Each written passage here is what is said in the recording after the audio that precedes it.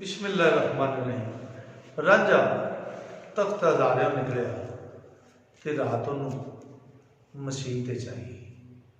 अगे मसीह मौलवी है, ये बारे थोड़ी जी अगे जाके गल करांगे।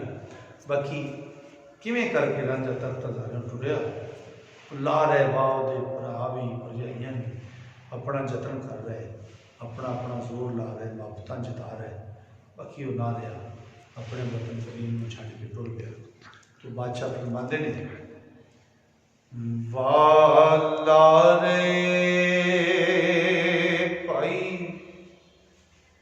भाबियां भी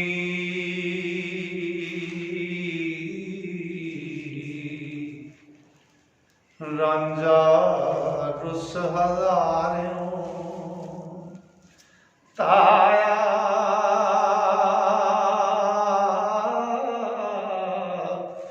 आई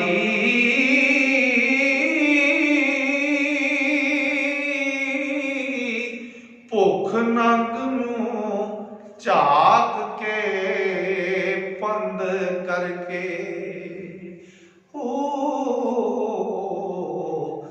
राती विच मसीत दे आई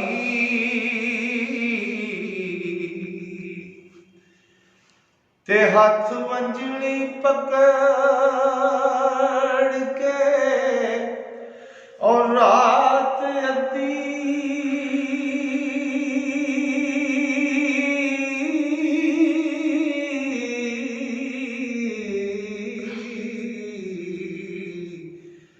रांझे मजा भी खूब बनाया।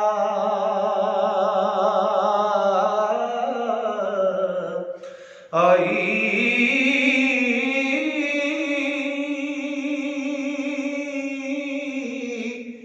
एक हो बेसुरत बेहोश गए हो, देखना राग उते चित लाई।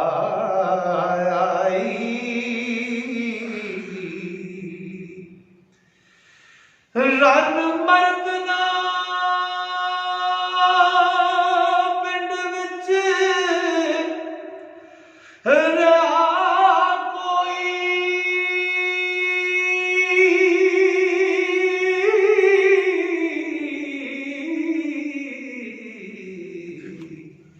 सब गिरद मसीत दे आया। आई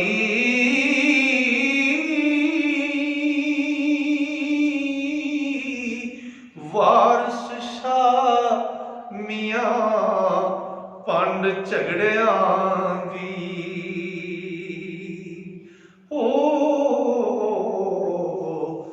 पिछों मुला मसीत दा आई।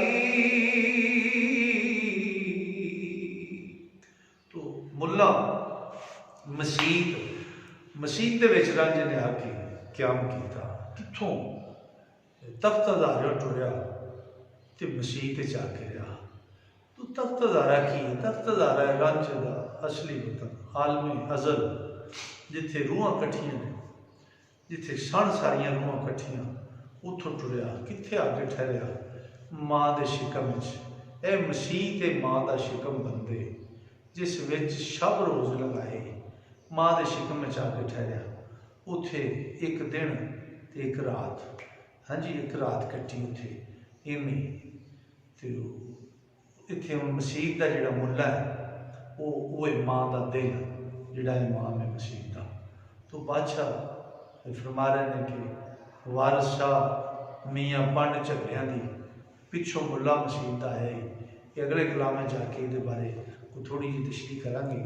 सारे नवे दोस्तों जिहड़े नवे सुनने वाले कलाम पढ़ना चाहते हैं दोस्त, या सुन के इनू तोहफे के पढ़ नहीं सकते, वो साडे इस चैनल को सबसक्राइब करन तो टली को दबा दें, ताकि हर नवी आने वाली वीडियो मैं मुकम्मल कलाम दोस्तों की नज़र कर रहा अगर सामा यारी की तो सारा कलाम मैं तो यूट्यूब के दोस्तों नज़र कराँगा और सारे दोस्तों को गुजारिश है कि इस चैनल को सबसक्राइब करो और टली को दबा दें ताकि ये नवे तो नवा कलाम जो जिन्ना भी है वारिस साहब बादशाह का सारा कलाम दोस्तों की नज़र में कर सका, दोस्तों तक पहुँच सके।